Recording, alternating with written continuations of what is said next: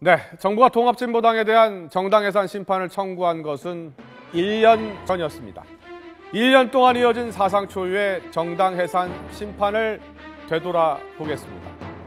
발단은요, 통합진보당 이석기 의원의 RO 사건, 즉 내란 음모 사건이었습니다. 이로부터 2달 뒤에 정부는 국무회의에서 통합진보당 해산 심판 청구안을 통과시켰고요. 본격적인 해산 절차에 돌입을 했습니다. 다음 해에 열린 헌법재판소의 첫 변론에는 황교안 법무부 장관과 이정희 통진당 대표가 직접 나서 격돌했습니다. 이후 정부와 통진당은 오늘의 최종 변론까지 18차례에 걸친 공개 변론을 오가면서 치열한 공방을 벌여왔습니다.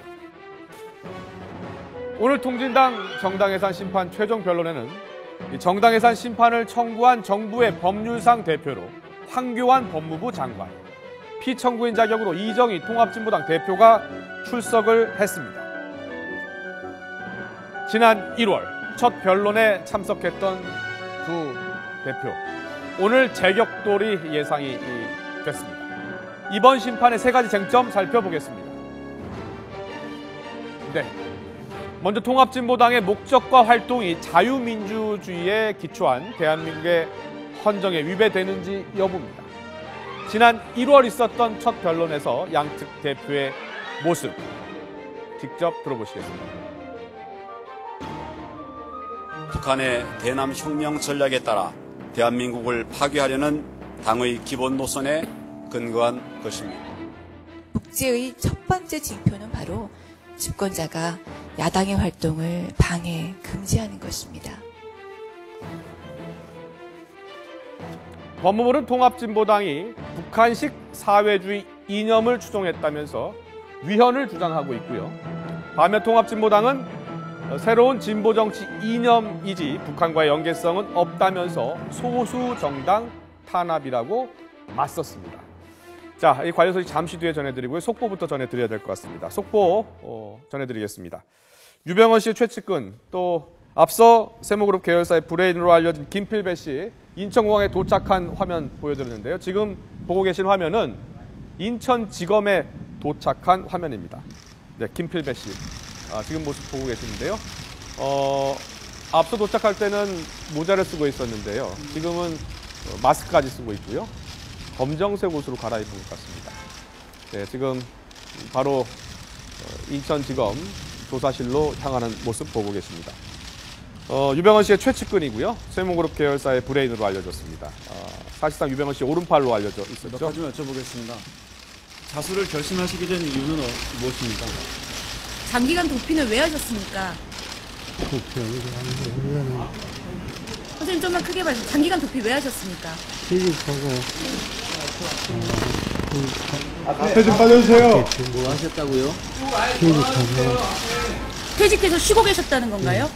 유병헌 사망 소식 알고 계셨습니까? 어떠셨습니까? 세월호 직후에 출국하신 이유는 무엇이었나요? 직후에 안 갔습니다. 먼저 갔다가 약이 있어서 약을 안 갑니다. 갑자기 귀국을 결심하시게 된 특별한 이유가 있으셨습니까? 이거는 예. 불안해서 못 살겠어요. 유병헌 전 회장의 사망에 대해서 혹시 하시고 싶은 말씀 있으십니까? 안 됐습니다. 거액의 회사 돈을 횡령하고 배임한 혐의는 인정하십니까? 누가? 검찰이 그런 혐의를... 대표님께서 그랬다는 혐의는 인정하십니까? 글쎄요, 뭘 알아봐야 될 것 같아요.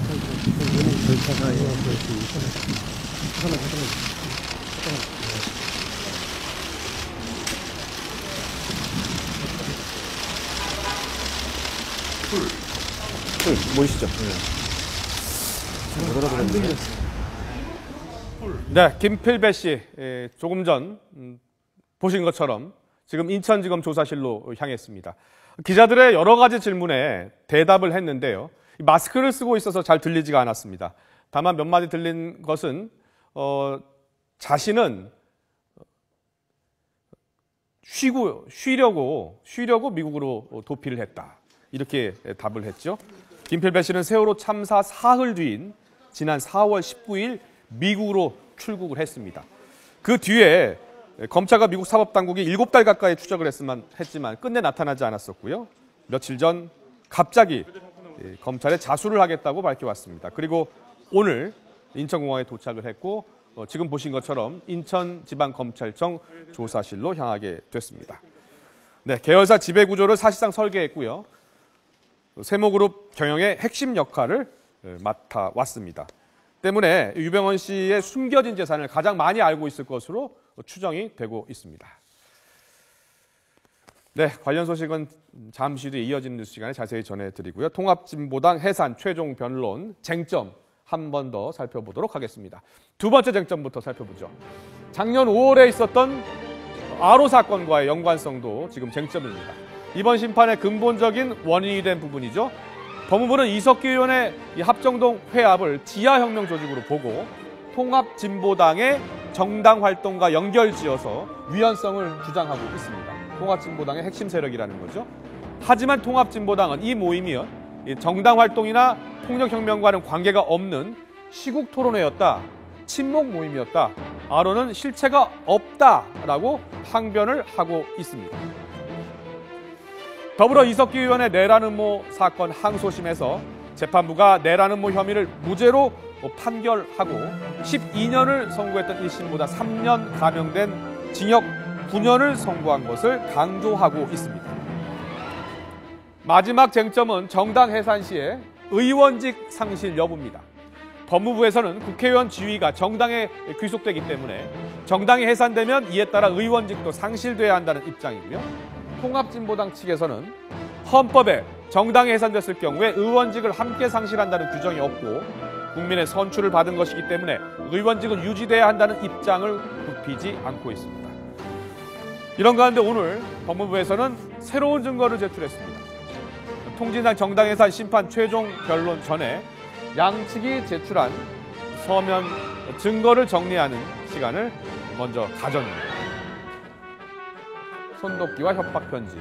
이 과정에서 황장엽 전 북한 노동당 비서에게 손독기와 함께 협박 편지를 보냈던 인물의 실체가 드러난 겁니다. 이 인물은 지난해 통합진보당 당원들의 교육을 맡았던 간부 김모 씨라는 주장입니다. 오늘 법무부는 이 같은 내용이 담긴 의견서를 헌법재판소에 보냈습니다.